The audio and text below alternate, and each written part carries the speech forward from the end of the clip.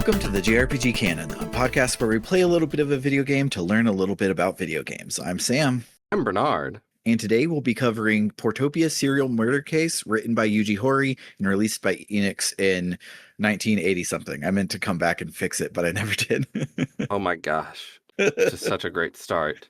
It's 1983. 1983. You dingus. Everyone knows that and didn't just Google it while you were talking. I also could just Alt-Tab over to RetroArch so I could see it, but I didn't even do that.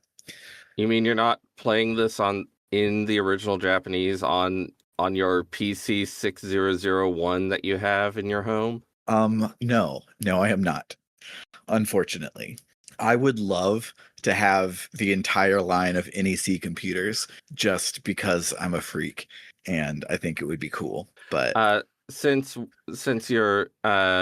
we're not able to play that, I'm guessing we're playing the 2023 AI version. Absolutely not.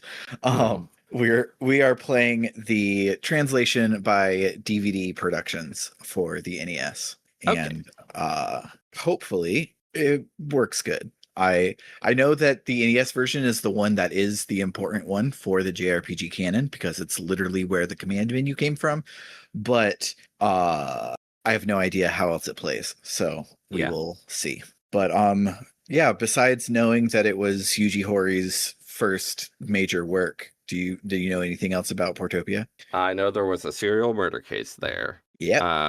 I know that it was a more traditional adventure game on the NEC PC, whatever. And then the Famicom version was much different because it was a Famicom, and the ways it was different were very fundamental to JRPGs.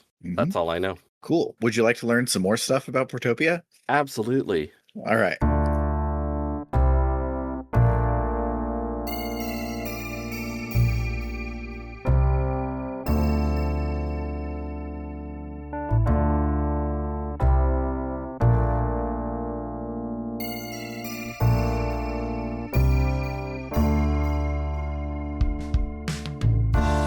Yuji Horii moved to Tokyo in 1972 with one goal: to become a manga artist. He brought with him a lot of his manuscripts that he had worked on in high school and showed them to all of the mangaka he could find, including Go Nagai, the creator of Mazinger Z and Devilman.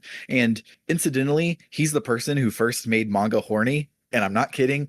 Look it up. It's too involved of a story to go into, but I couldn't not mention it when I noticed it while researching. Go Nagai was? Yeah, Go Nagai invented horny manga, and it's amazing. I don't know much about Devilman, but from what I know, sounds likely. Yeah, there's it's Gakuen something or other.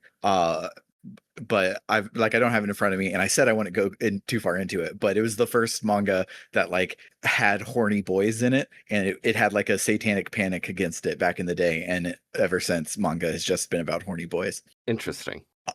According to an interview with Game Maestro, when Yuji Horii arrived at Nagai's place, Nagai's only reaction to reading his manuscript was, which was very discouraging and was a eye-opener for his naivety, that he was just going to come to Tokyo and be the best at everything. So he knew he had a lot of work to do. So he returned to his classes at Waseda University, where he joined the Manga Research Club. And for research, they all just played Mahjong. They developed their own in-house rules for Mahjong when they got tired of playing regular Riichi Mahjong, which is where Horii first dabbled with game design. But KK Bestsellers, which is a Japanese publishing company, they had asked the Manga Research Club to put out a book based on the club, and Horii stepped in to help write a book of pranks called Itazura Ma, or Prank Demon. In the interview, in the same breath, he says the club didn't do anything, but also it did enough to have a book deal. So I don't know.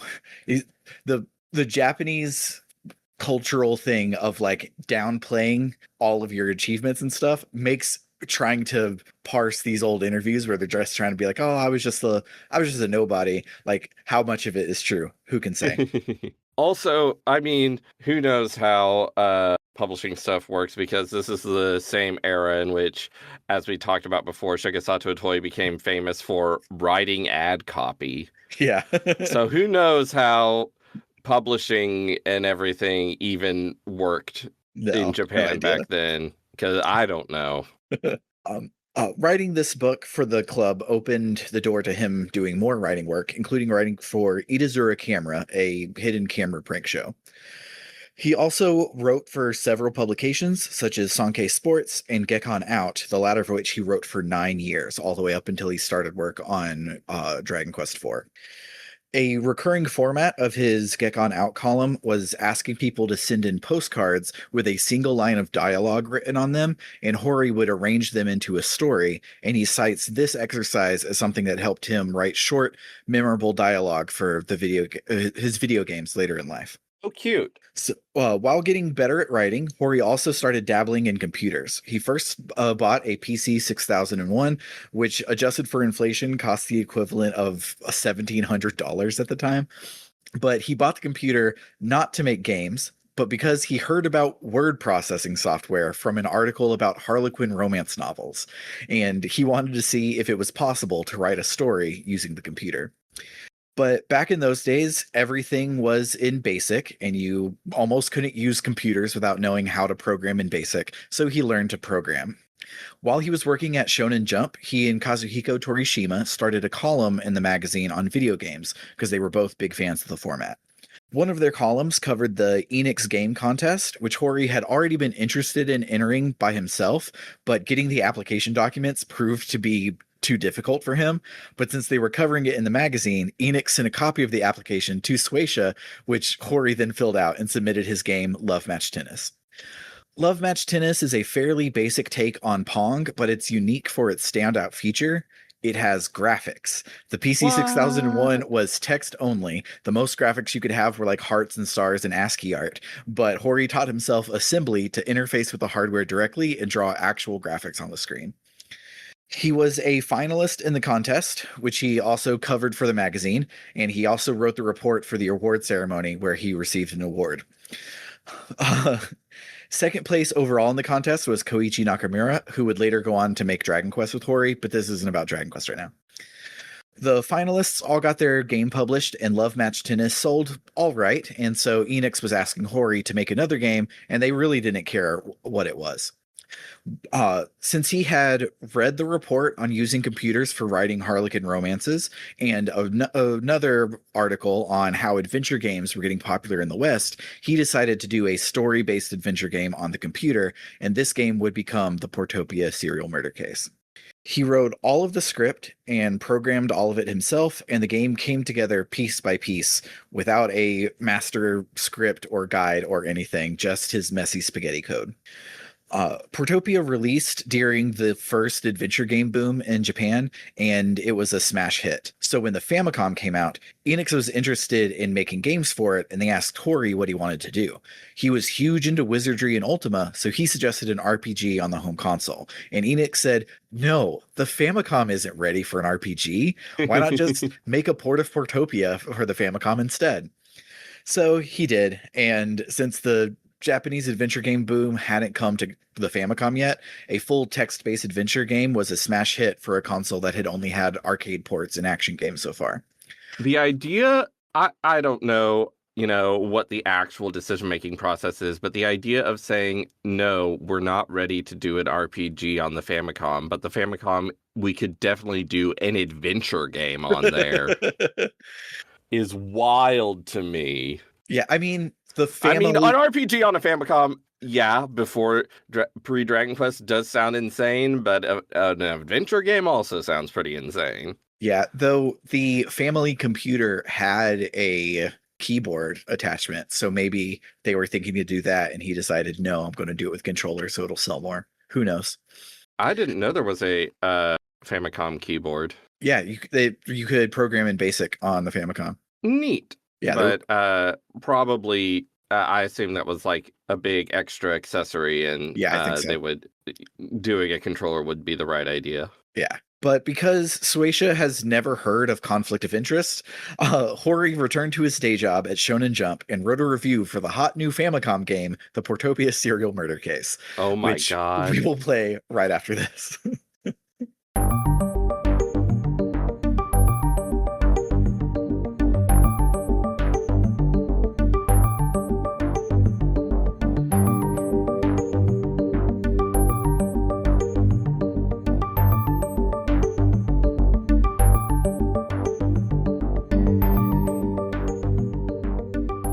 So, how crazy that the first Japanese adventure game, basically, was a Phoenix Wright game. I mean, the first one that was like on a Console, Famicom yeah. sort of console type thing, I mean, obviously it's an adventure game from the early 80s and is very confusing and frustrating, but it is also just kind of really wildly impressive. Yeah, like it definitely was having the Japanese adventure game problem of you have to just press every menu option on every single screen until something happens, but with the added wrinkle of you have to put the magnifying glass on the right pixel to find all of the evidence, and then you have to take some evidence and not others, and or I think not others. I might have taken the key and the photograph, but I don't remember taking them. But yeah, it was definitely hard to find where I was going on things, but it also like it flowed and made sense as a place and a thing that you were doing in a way that the previous two games kind of didn't. The previous two games we played, Zork and Colossal Cave Adventure, were a series of rooms, and each of those rooms might have had a puzzle. But this felt like I was investigating Portopia to see what was going on. Yeah.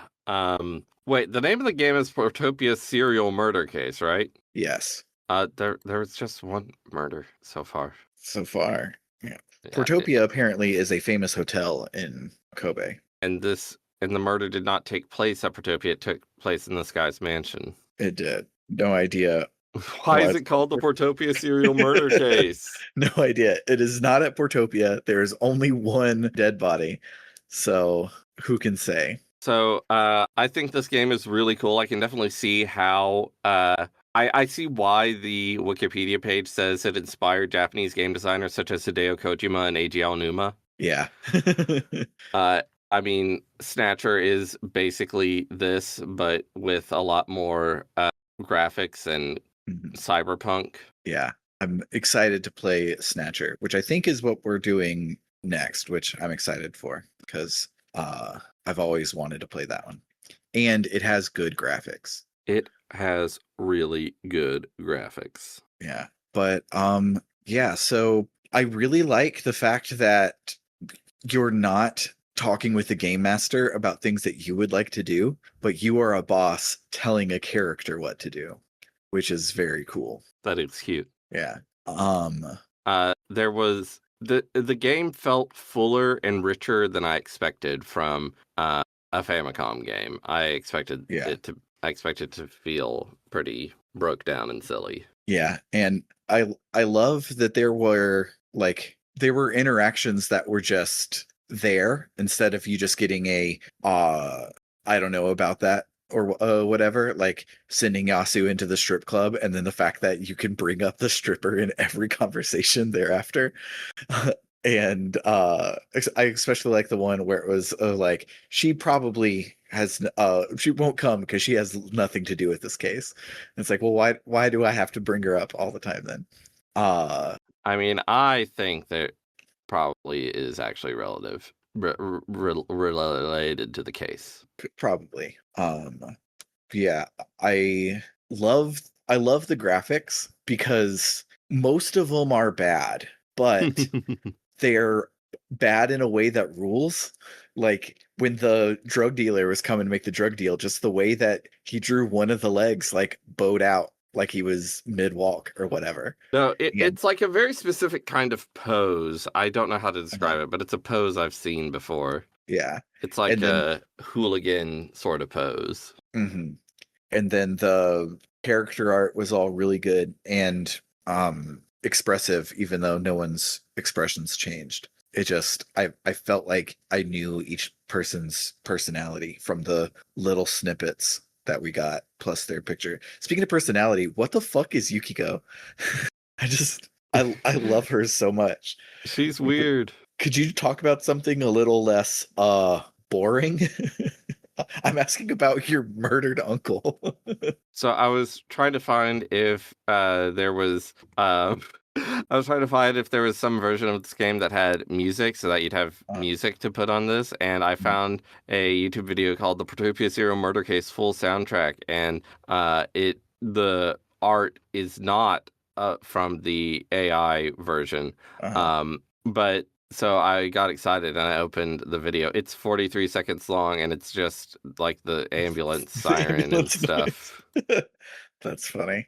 Um, So I don't know what music yeah. you're going to put on this. For the text adventures, I found some Incompetech music that sounded 8-bit and spooky. So I'll probably find something that feels 8-bit and cop beat. Maybe some jazzy noir stuff.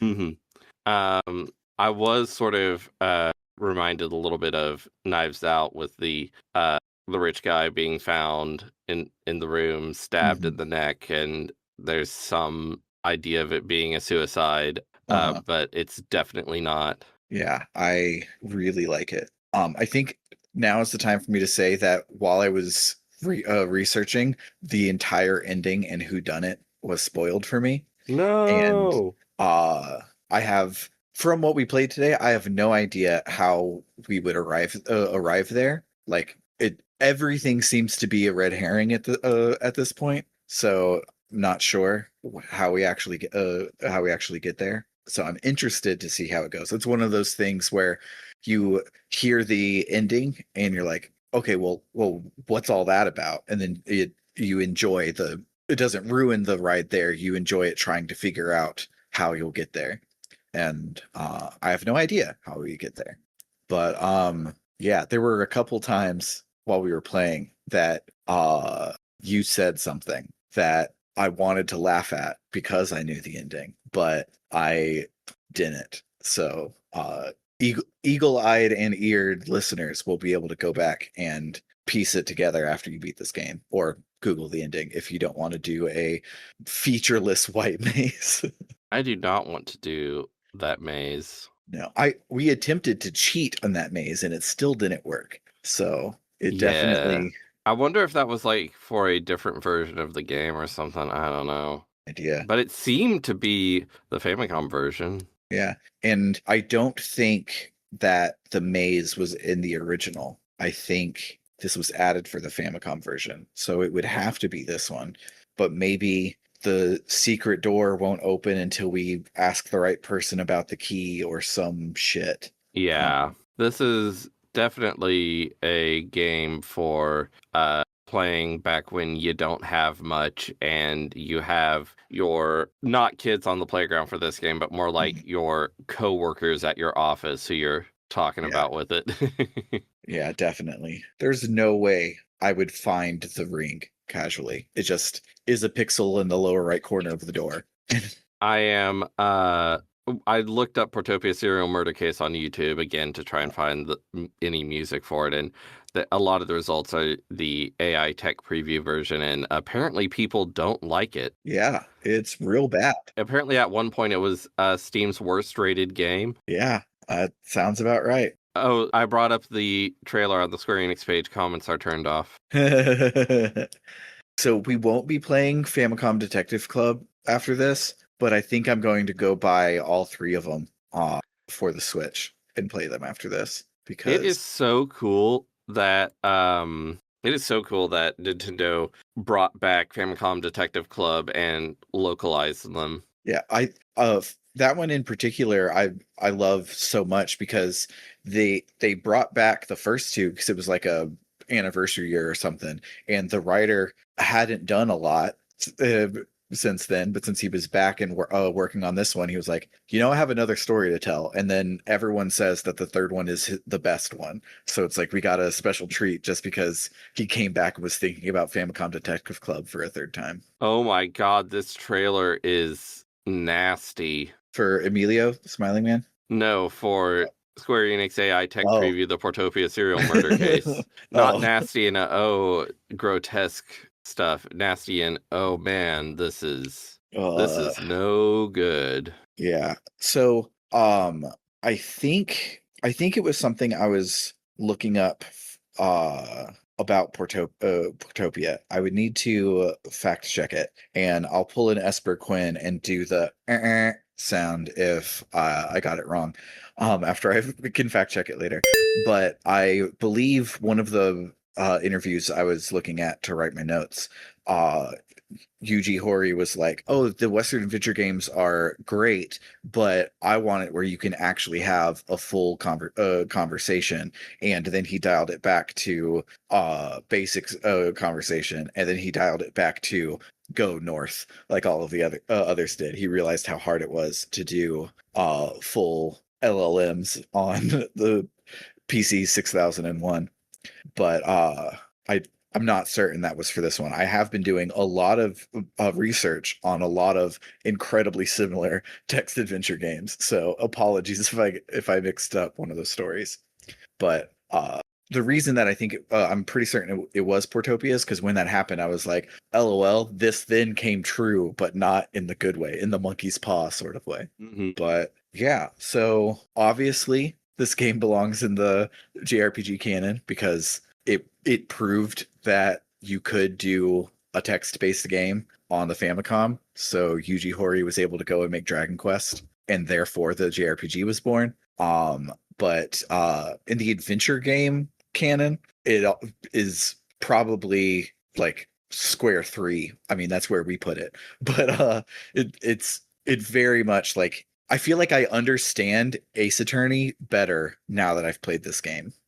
And that's neat. I want to pull up a guide and work the rest of my way through it and figure out what's going on with this thing, but it might take me several hours. This is one of the longest recordings that we've done, and a lot of it was quiet while we were reading the FAQ. But yeah, I think that will do it for the week.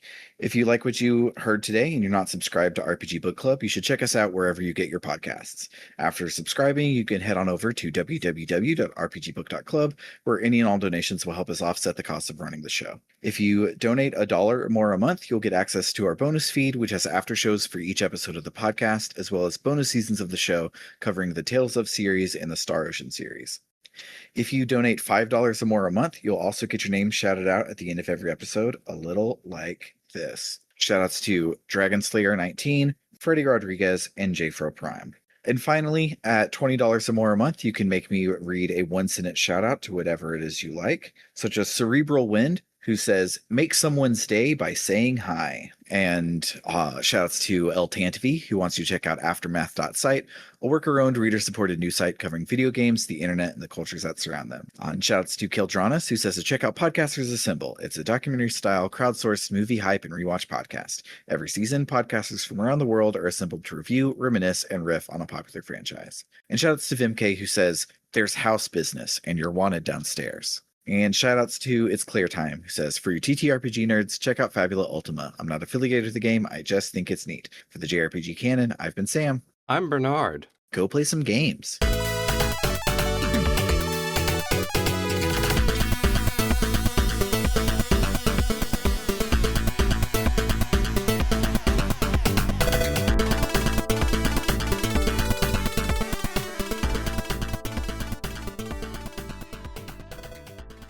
So I'm excited to play the Portopia Serial Murder Case because it's going to be the first Japanese game we've played on the Japanese role-playing game canon for a while. But even though it's not a role-playing game, Yeah, we're halfway back.